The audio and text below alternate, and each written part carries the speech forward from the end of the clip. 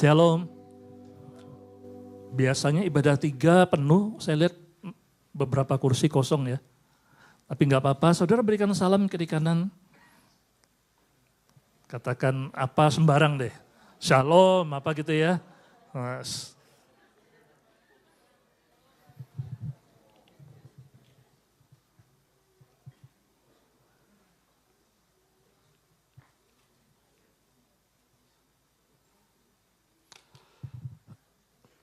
Tadi pagi saya menyampaikan tentang Yohanes 3 ayat 16. Itu ayat yang paling umum ya teman-teman untuk Natal. Yohanes 3 ayat 16 bahkan itu sudah bisa dikatakan ayat yang paling familiar, yang paling sering kita dengar dan mungkin juga adalah ayat yang kita hafal luar kepala. Saya sampaikan hal yang berbeda tadi pagi tentang bagaimana dari satu ayat ini Tuhan mengajarkan tentang bagaimana anak-anak Tuhan itu harusnya mengambil satu keputusan yang penting dalam hidupnya. Saudara kalau butuh nanti bisa minta slide-nya di atas atau bisa kontak saya. Nah tapi siang ini saya ingin menyampaikan hal yang, saya tergerak untuk menyampaikan hal yang juga minggu lalu saya sempat sampaikan di SMCC West. Dan pada saat Bible Study pun sempat saya juga sampaikan hal ini. Ya, saya ingin sampaikan tentang ini. Mengapa Yesus tuh harus lahir sebagai manusia? Kenapa kenapa kok harus sebagai manusia? Kenapa enggak dia langsung misalnya langsung dari langit gitu, dari angkasa langsung turun dengan gaya superhero gitu atau dengan seperti yang sering kita lihat Yesus terbang di awan-awan gitu dengan diiringi banyak malaikat-malaikatnya dan turun ke dunia untuk menebus kita. Kenapa enggak dengan cara seperti itu aja gitu ya? Kenapa kok harus susah payah dihukum, disalib? Kenapa kok harus jadi manusia? Bukankah dia itu Allah? Bukankah dia itu Tuhan? Kenapa kok dia harus menjadi seorang manusia, lahir, ini pohon Natalnya kita bulan Desember kita selalu memperingati lahirnya Yesus sebagai seorang manusia. Kenapa kok harus seperti itu? Nah sebelumnya saya ingin memastikan dulu bahwa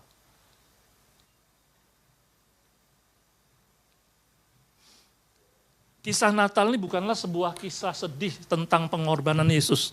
Ini adalah hal yang saya sempat rasakan beberapa puluh tahun gitu ya. Saya ikut Tuhan sudah sekitar 35 tahun. Saya pertama kali sungguh-sungguh di dalam Tuhan ketika saya masuk kuliah tahun 92. Ya, itu adalah pertama kali saya sungguh-sungguh ikut Tuhan dan saya bisa melayani Tuhan sampai saat ini sudah kurang lebih 30-an tahun ya. Dan saya mau katakan bahwa saya sempat bertanya-tanya kenapa kok Tuhan tuh harus datang menderita sampai mati di kayu salib. Bukankah dia itu Tuhan? Kenapa kok dia harus susah payah seperti itu? Kenapa enggak mau pakai cara yang menurut pikiran saya yang lebih simpel menurut saya. Dengan kuasanya dia yang luar biasa, saya berpikirnya seperti itu. Sampai ketika saya berpikir, kasihan ya Tuhan menderita. Dan saya baru menyadari bahwa ternyata, kenapa kok selama ini Natal itu disebut kabar baik. Benar? Saya pribadi saja yang sering merasa bahwa kasihan kok Tuhan begini, kok begitu. Tapi ternyata saya mau tegaskan sekali lagi di Yohanes 3 ayat 16. Karena begitu besar kasih Allah akan dunia ini sehingga ia telah mengaruniakan anaknya yang tunggal. Nah saya garis bawahi kata mengaruniakan.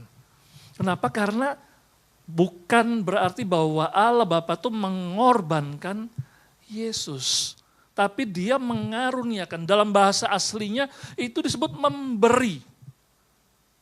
Memberi anaknya yang tunggal supaya setiap orang yang percaya kepadanya tidak binasa melainkan beroleh hidup yang kekal.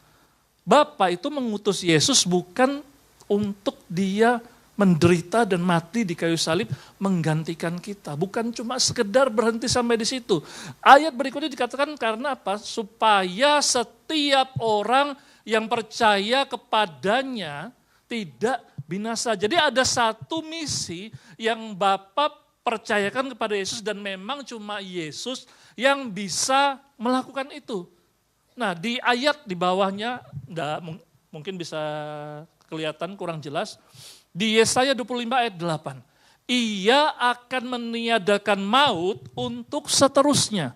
Dan Tuhan Allah akan menghapuskan air mata daripada segala muka. Dan aib umatnya akan dijauhkannya dari seluruh bumi. Sebab Tuhan telah mengatakan. Itu di Yesaya 25 ayat 8. Jadi Yesus itu bukan diutus oleh Bapa untuk menderita dan mati di kayu salib.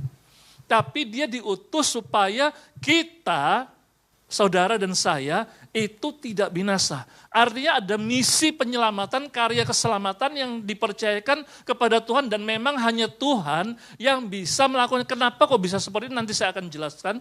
Ya, jadi ini adalah satu perintah yang diberikan oleh Bapa kepada Yesus untuk memenangkan pertarungan. Bukan untuk menderita dan mati di kayu salib. Bukan cuma sekedar itu. Jadi ini adalah ayat yang disebut kabar baik. Kenapa? Karena memang sejak awal bahwa misi yang diberikan oleh Bapa kepada Yesus itu adalah misi untuk menang. Misi untuk menang. Dan Bapa sangat meyakini bahwa Yesus adalah satu-satunya yang bisa melakukan itu. Nah, kenapa kok bisa seperti itu? Saya balik lagi tadi. Mengapa Yesus harus lahir sebagai manusia? Saya akan cepat saja menyampaikan. Teman-teman, ini saya siapkan. Materi ini hampir mirip dengan materi keselamatan. Tapi saya mencoba untuk menjelaskan dengan lebih detail. Dasar kenapa kok Yesus harus menjadi seorang manusia. Kalau di agama-agama lain tuh sering dibilang bahwa kalau seorang bayi lahir itu rasanya putih bersih, tidak bercacat celah, masih polos semuanya. Benar? Begitu lucunya bayi gitu ya. Apalagi kita juga waktu melihat anak kita lahir, waduh begitu indahnya gitu ya. Tapi satu-satunya yang berani mengatakan bahwa sejak lahir kita sudah berdosa. Itu hanya kekristenan. Hanya firman Tuhan yang berani mengatakan bahwa bahkan sejak kita masih dalam kandungan, kita ini sudah menyandang status berdosa. Itu di Mazmur 51 ayat 5 dikatakan, sesungguhnya dalam kesalahan aku diperanakan dan dalam dosa aku dikandung oleh ibuku. Makanya kalau misalnya ada yang bertanya kepada kita, bayi itu berdosa atau enggak? Kalau kita bilang berdosa, loh bayi kan belum melakukan apa-apa, benar? Bayi itu belum melakukan apa-apa, gimana kok bisa dibilang berdosa? Nah, memang bayi itu belum melakukan perbuatan dosa. Tapi bayi itu sudah menyandang status orang berdosa. Dia belum melakukan dosa, tapi dia sudah menyandang status orang berdosa. Kenapa kok bisa begitu? Karena di ayat di Roma 5 ayat 18 sampai 19, sebab itu sama seperti oleh satu pelanggaran semua orang beroleh penghukuman, demikian pula oleh satu perbuatan kebenaran semua orang beroleh pembenaran untuk hidup. Jadi sama seperti oleh ketidaktaatan satu orang, Adam, Hawa. Semua orang telah menjadi orang berdosa, demikian pula oleh ketaatan satu orang, Yesus. Semua orang menjadi orang benar. Nah, kita kalau melihat tim nasional sedang bertanding, kalau mereka kalah, apalagi kalau memang yang penggemar misalnya sepak bola, ketika timnas bertanding, kalau mereka kalah kita merasa kalah juga, benar? Kalau mereka menang, kita juga merasa menang, padahal kita loh enggak ikut main. Iya kan? Kita ini enggak ikut main, tapi kalau mereka menang, kita bisa merasa ikut menang. Bangsa Indonesia bisa merasa ikut menang. Tapi ketika kalah, satu bangsa Indonesia juga merasa kalah. Kenapa demikian? Karena mereka adalah perwakilan. Mereka adalah perwakilan, demikian juga kita. Karena kesalahan Adam dan Hawa, kita menanggung status orang berdosa. Nah, karena itu pernah enggak berpikir, kenapa kok anak-anak itu begitu gampangnya bujuan? Padahal sebagai orang tua, saya yakin kita sebagai orang tua, kita tidak pernah mengajari anak kita untuk berbohong. Benar? Kita tidak pernah ngajarin anak kita untuk main drama, kalau lagi pingin sesuatu, wah nangis, jerit-jerit, guling-guling, mari gitu begitu dapat keinginan, langsung tidak apa-apa. Langsung normal. Ya toh? Kita tidak pernah mengajari anak kita untuk pintar drama, pintar berbohong, pintar menjelekkan orang lain, membuli orang, tapi mereka bisa sendiri. Karena memang kita adalah orang yang berdosa. Sejak awal kita sudah mewarisi status sebagai orang berdosa dari Adam dan Hawa. Karena itulah kita semua dikatakan di Roma 3:23, karena semua orang telah berdosa dan telah kehilangan kemuliaan Allah. Makanya tidak heran sekali lagi anak-anak tuh bisa dengan mudahnya untuk menjadi berdosa karena mereka memang sudah menyandang status orang berdosa, hanya belum melakukan dosa. Dan ketika mereka mulai ngerti, kecenderungannya terlihat bahwa anak-anak pun itu cenderung untuk berbuat dosa sekalipun enggak diajarin. Karena kita sudah menerima status orang berdosa. Ya, jadi itulah alasan pertama. Saya akan jelaskan secara runtut supaya saudara bisa mengerti kenapa kok Allah tuh harus menjadi manusia untuk kita. Yang pertama, karena kita semua telah berdosa. Kok bisa? Ya seperti yang saya jelaskan tadi. Nah, berikut, karena upah dosa adalah maut. Ini saya tidak akan bahas terlalu dalam, karena jelas ya. Nahum 1 ayat 3a. Tuhan itu panjang sabar dan besar kuasa. Tetapi ia tidak sekali-kali membebaskan dari hukuman orang yang bersalah. Tuhan kita itu adalah Allah yang adil. Karena itu setiap kesalahan, setiap dosa itu pasti harus dihukum. Itu pasti. Ya. Apalagi disebutkan bahwa upah dosa ialah maut. Di Ulangan, janganlah engkau merasa sayang kepadanya sebab berlaku. Nyawa ganti nyawa, mata ganti mata, gigi ganti gigi, tangan ganti tangan, kaki ganti kaki. Ini karena ingat, karena kita semua telah berdosa dan kehilangan kemuliaan Allah, kita ini sangat layak dan patut untuk dihukum. Itu yang kedua. Nah yang ketiga, di Matius, di dalam doa Bapa kami, Matius 6 ayat 12, dan ampunilah kami akan kesalahan kami seperti kami juga mengampuni orang yang bersalah kepada kami. Itu doa Bapa kami. Di dalam bahasa aslinya atau bahasa Inggris, terjemahan Inggris, disebutkan bahwa and forgive us our debts. Disebutkan bahwa dosa kita itu adalah hutang. Terjemahan bahasa Indonesia tidak menyebutkan itu, gitu. Tapi di terjemahan asli ataupun terjemahan bahasa Inggris jelas sekali disebutkan bahwa setiap kesalahan kita itu adalah hutang di hadapan Allah. Dan kalau sudah bicara itu adalah hutang, harus diselesaikan, benar? Hutang tidak bisa diselesaikan dengan cara berhenti berhutang. Berhenti berhutang itu oke, baik sekali, tapi itu urutan kesekian. Entah kedua atau ketiga. Yang pertama kalau kita berhutang, yang harus dilakukan adalah kita harus menyelesaikan utang kita. Tapi kita tidak bisa menyelesaikan utang dengan cara berhenti berhutang. Saya kalau utang dengan Anton, 50 juta sekali Anton, oh ya wes oke kok tak pinjemi. Kemudian ketika saya kesulitan lagi, saya datang lagi ke Anton. Anton boleh nggak pinjem lagi 50 juta? Oh, Anton bilang oke lah saya masih punya kok, tak pinjemi dulu. 3 kali saya datang ke dia, saya telepon aja belum tentu Anton angkat. Dan ketika saya coba memaksa datang ke Anton untuk meminjamnya lagi, mungkin Anton akan marah kepada saya. Kamu itu loh kok pinjem aja, bayar aja belum. Gitu ya. Terus kemudian saya ngomong sama Anton gitu, ya Ton, aku minta maaf. Mulai sekarang aku janji wes, aku ndak akan berutang lagi. Selesai utang saya sama Anton? Ya enggak toh, saya tetap harus melunasi utang saya kepada dia. Karena memang utang itu harus diselesaikan dengan melunasi utang. Bukan dengan berhenti berhutang. Demikian juga halnya dengan kita, dosa itu adalah hutang. Dosa itu tidak cukup diselesaikan dengan cara berhenti berbuat dosa. Ketika saya adalah seorang pencuri, saya mencuri dan kemudian saya menyadari kesalahan dan saya kemudian memutuskan untuk berhenti mencuri. Itu adalah hal yang bagus. Tapi itu tidak berarti bahwa saya tidak perlu dihukum.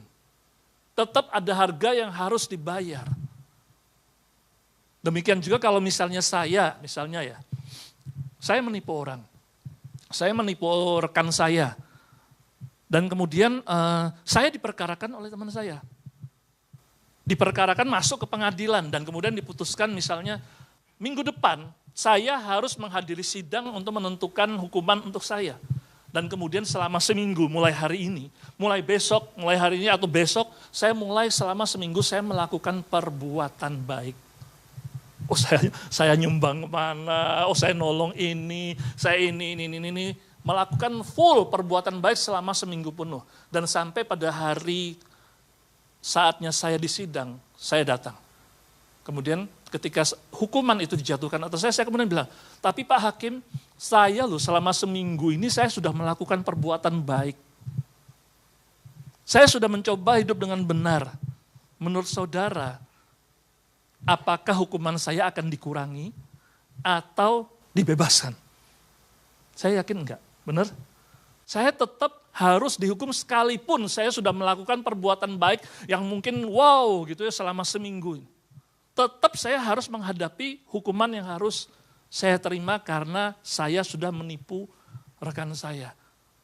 Karena itulah disebutkan bahwa perbuatan baik itu kan tidak bisa menyelamatkan kita. Titus 3 ayat 5a. Pada waktu itu dia telah menyelamatkan kita. Bukan karena perbuatan baik yang telah kita lakukan. Sudah sering diajarkan di gereja kita. Kita berbuat baik bukan supaya selamat. Kita berbuat baik justru karena kita sudah diselamatkan. Makanya kita berbuat baik. Karena perbuatan baik itu tidak ada kaitan dengan keselamatan kita. Seperti yang tadi saya katakan, perumpamaan tadi. Sekalipun saya berbuat baik selama seminggu penuh, saya tetap harus menghadapi sidang untuk memastikan saya dihukum. Menanggung kesalahan saya yang sudah menipu teman. Perbuatan baik memang tidak bisa menyelamatkan. Nah, semua usahanya kita itu banyak sia-sia. Satu ayat lagi, Efesus 2 ayat 8-9. Sebab karena kasih karunia kamu diselamatkan oleh iman. Itu bukan hasil usahamu, tetapi pemberian Allah. Itu bukan hasil pekerjaanmu. Jangan ada orang yang memegahkan diri. Nah, teman-teman, semua usaha kita itu sia-sia. Karena itulah, kita butuh seorang yang namanya juru selamat. Kita tidak akan bisa bebas dari hukuman kecuali kalau ada yang mau menggantikan kita. Ada orang yang memang mau menggantikan kita, menanggung semua kesalahan kita, menerima semua tuduhan, menerima semua konsekuensi dari kesalahan-kesalahan kita, menggantikan kita.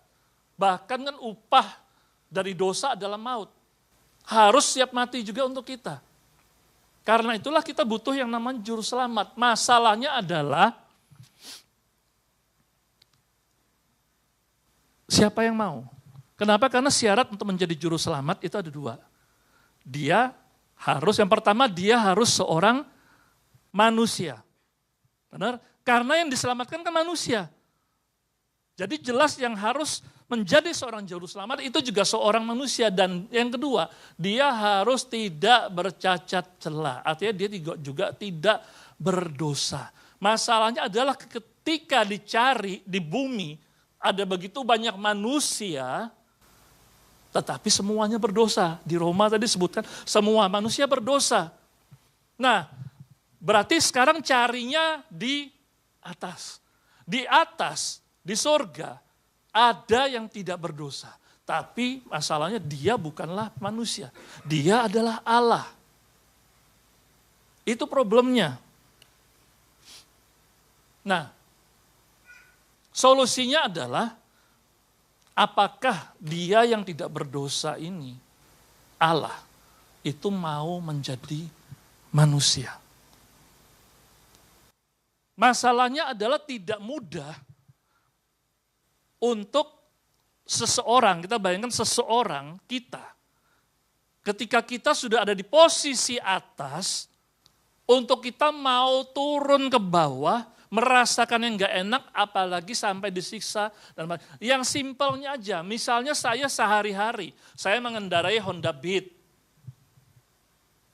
Kemudian suatu waktu saya mendapatkan berkat dan kasih karunia, saya diberikan Yamaha NMAX gitu ya, yang lebih wow gitu ya toh. Dan kemudian setelah dapat Yamaha NMAX, saya kemudian diberikan sebuah mobil gitu untuk menggantikan sepeda motor saya. Pertanyaannya adalah ketika saya sudah merasakan saya bisa membawa mobil, ketika kemudian saya harus diberi pilihan kembali ke Honda Beat yang saya pakai sebelum ini. Mau atau enggak? Pilihan loh ini, bukan paksaan, pilihan. Mau enggak? Yang saya tahu ketika saya waktu kecil, saya sering melihat serian-serian silat, seri-serian Mandarin, dulu Hong Kong gitu kan, itu dulu zamannya kan ruame. Saya sering melihat kisah tentang dewa-dewa gitu, bagaimana mereka, Anton ketawa kayaknya menertawakan usia ini. Ya, jadi saya melihat bagaimana kisah-kisah para dewa-dewa, orang-orang yang kemudian menjadi, karena melakukan sesuatu yang sebetulnya juga masih banyak kesalahan dan sebagainya, itu bisa menjadi dewa. Nah masalah ketika mereka sudah naik menjadi dewa, ketika mereka turun, mereka sih mau turun, tapi turunnya sebagai tetap dewa. Dengan segala kemampuan yang level dewa, mereka mau turun untuk membereskan kejahatan dan sebagainya. Kurang lebih kan seperti itu. Masalahnya adalah ketika Yesus diutus oleh Bapa, dia harus menjadi manusia yang berdosa, yang lemah, menjadi manusia yang tidak bisa apa-apa, yang tidak ada harganya. Maukah dia? Itulah problemnya. Kenapa? Karena untuk bisa menjadi juru selamat, itu kan harus seorang manusia dan tidak berdosa. Di bumi enggak mungkin. Di atas ada. Karena dia Allah, dia tidak berdosa. Masalah adalah maukah dia menjadi seorang manusia? Jawaban Yesus seperti ini. Filipi 2 ayat 6-8. Yang walaupun dalam rupa Allah tidak menganggap kesetaraan dengan Allah itu sebagai milik yang harus dipertahankan, melainkan telah mengosongkan dirinya sendiri dan mengambil rupa seorang hamba dan menjadi sama dengan manusia, dan dalam keadaan sebagai manusia ia telah merendahkan dirinya dan taat sampai mati, bahkan sampai mati di kayu salib. Jawaban Tuhan Yesus, dia mau. Dia menanggalkan itu semua, dia memutuskan ya, saya mau merendahkan diri menjadi seorang manusia.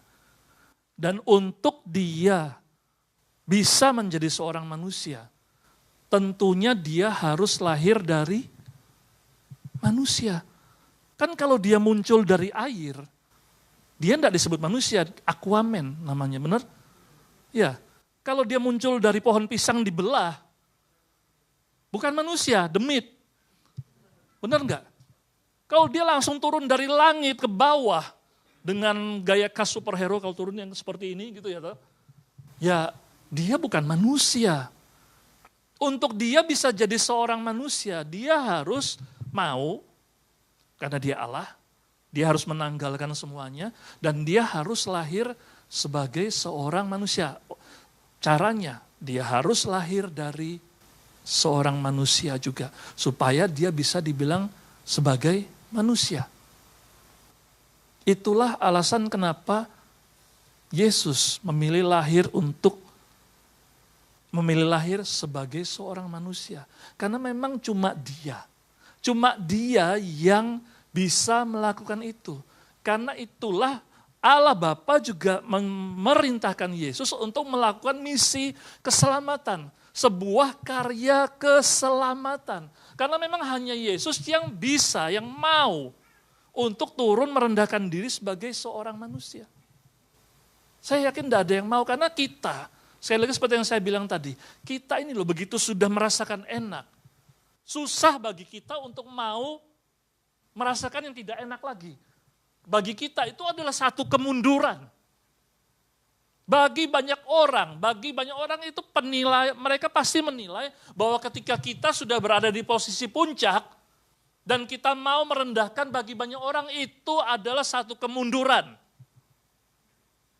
Tapi Yesus memilih untuk dia mau lahir sebagai seorang manusia. Hanya bedanya adalah Yesus lahir di dalam dari kandungan Maria.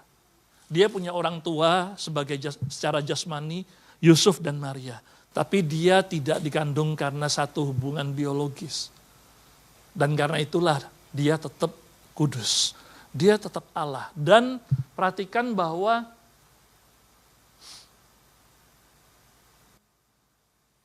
di Matius 1 ayat yang ke-18, kelahiran Yesus Kristus adalah seperti berikut.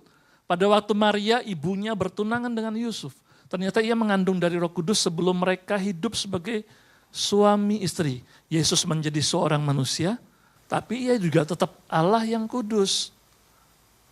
Nah, perhatikan di Ibrani 4 ayat 15, sebab imam besar yang kita punya bukanlah imam besar yang tidak dapat turut merasakan kelemahan-kelemahan kita. Sebaliknya sama dengan kita, ia telah dicobai hanya tidak berbuat dosa. Ibrani 7 ayat 26. Sebab imam besar yang demikianlah yang kita perlukan. Yaitu yang saleh, tanpa salah, tanpa noda, yang terpisah dari orang yang berdosa dan lebih tinggi daripada tingkat-tingkat surga. Teman-teman, itulah Allah yang kita sembah. Kenapa kok dia mau jadi manusia?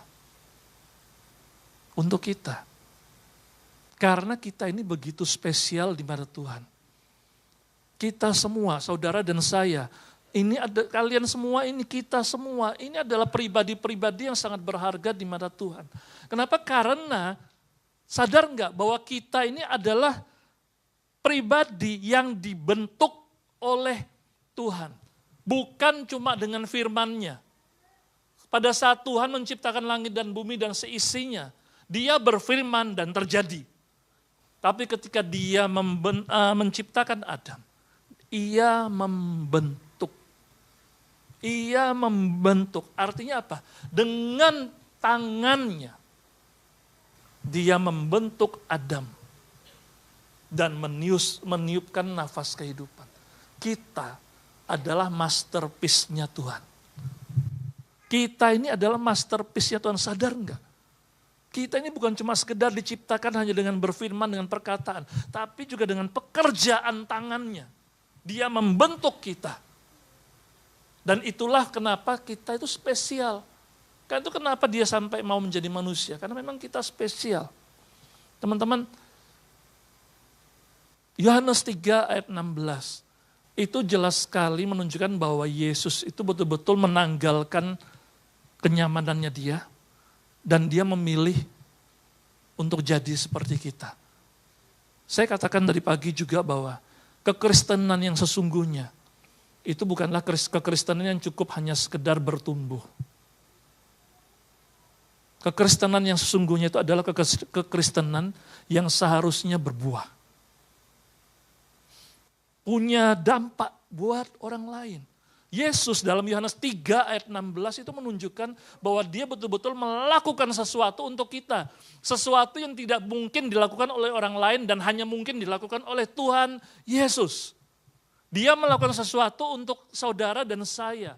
Kekristenan yang sesungguhnya, kekristenan yang sesungguhnya yang meneladani hidup Yesus, itu adalah kekristenan yang seharusnya menjadi berkat buat orang lain.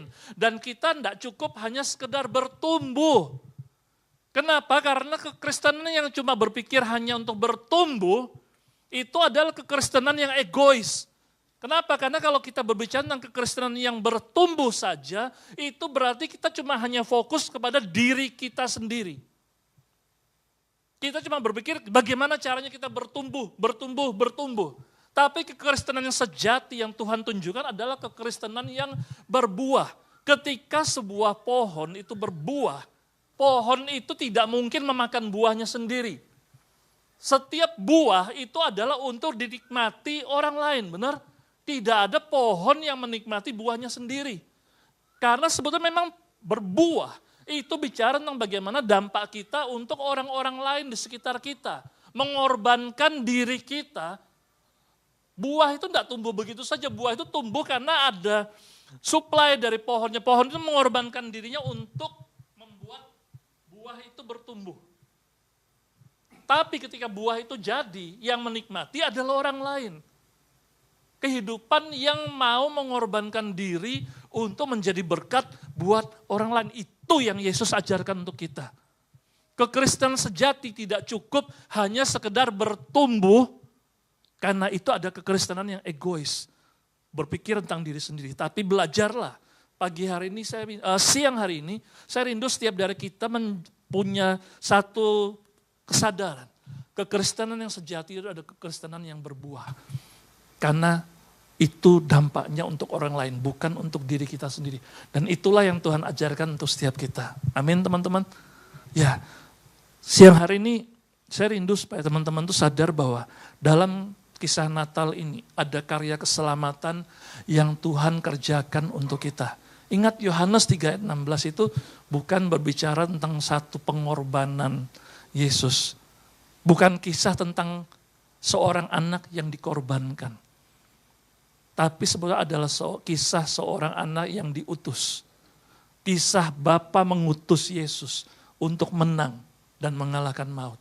Di dalam perjalanan Bapa mengutus Yesus menjadi manusia untuk menang dan mengalahkan maut, memang dituntut adanya pengorbanan. Tapi bukan pengorbanan itu saja berhenti sampai di situ. Karena Yesus berkorban untuk menang. Amin. Dia dikorbankan untuk menang. Tapi ini bukan kisah tentang pengorbanan. Ya, karena Yesus tidak berhenti cuma sampai di kayu salib. Mati. Dia bangkit dari kematian dan mengalahkan maut. Karena itulah dia menebus dosa kita. Itulah.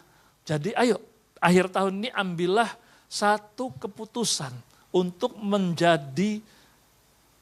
menjadikan hidup kita sebagai Kristen yang dewasa. Berbuah. Jangan cuma sekedar berhenti sampai bertumbuh. Bertumbuh itu baik. Tapi jangan berhenti. Teruslah sampai berbuah, sampai buahmu bisa dinikmati oleh orang-orang di sekelilingmu. Amin. Saya minta pemain musik bisa kembali.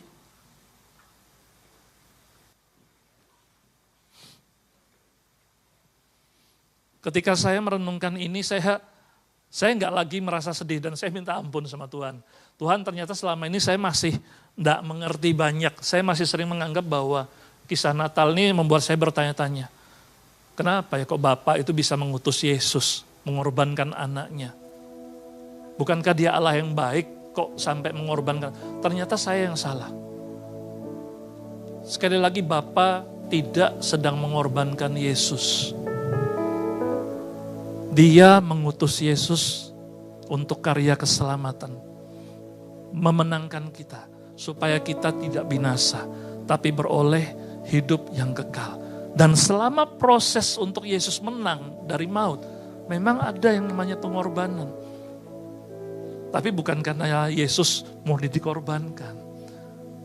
Yohanes 3 ayat 16 adalah ayat yang sering disebut kabar baik. Bukan kabar sedih. Natal ini adalah kabar baik. Dan biarlah ini juga menjadi kabar yang baik bagi setiap kita. Amin. Ya, kita tutup di dalam doa. Kami mengucap syukur Tuhan. Siang hari ini biarlah setiap dari kami belajar untuk lebih mengerti bahwa misimu turun ke dunia dan menjadi seorang manusia, itu tidak sesederhana yang kami bayangkan. Dan tidak ada juga yang bisa menggantikan Engkau. Karena memang hanya Engkau, Yesus, satu-satunya yang layak dan sanggup untuk menebus dosa kami. Ada begitu banyak Allah lain di luar sana, tapi mereka tidak ada yang mau merendahkan diri. Tak ada mereka yang mau meninggalkan kenyamanannya mereka untuk dihina, untuk disalibkan, untuk disiksa, hanya untuk kita yang enggak berarti. Kita ini loh, siapa? Tapi Tuhan mau menebus kita. Terima kasih Bapa. Kami sering menganggap diri kami ini enggak berarti. Kami sering meremehkan diri kami sendiri, menganggap kami ini enggak bernilai. Padahal Engkau menunjukkan hal yang sangat berbeda. Karena Engkau begitu mengasihi kami, Engkau sampai mau meninggalkan segala atribut-Mu dan memilih untuk menjadi seperti kami, bahkan menderita dan mati di kayu salib untuk kami. Terima kasih sudah menang atas maut demi kami Tuhan. Terima kasih sudah merendahkan diri-Mu sampai sedemikian rupa dan memilih menjadi seorang manusia seperti kami. Kami bangga punya Tuhan seperti Engkau. Kami bangga sekali Tuhan dan kami sayang sekali sama Engkau Tuhan. Engkau sudah merasakan semua penderitaan sebagai seorang manusia. Tapi Engkau begitu luar biasa. Engkau tetap tidak berdosa. Sekalipun Engkau sudah mengalami begitu banyak penghinaan dan penderitaan. Terima kasih Tuhan. Thank you Jesus. Thank you Jesus. Firman-Mu ya dan amin.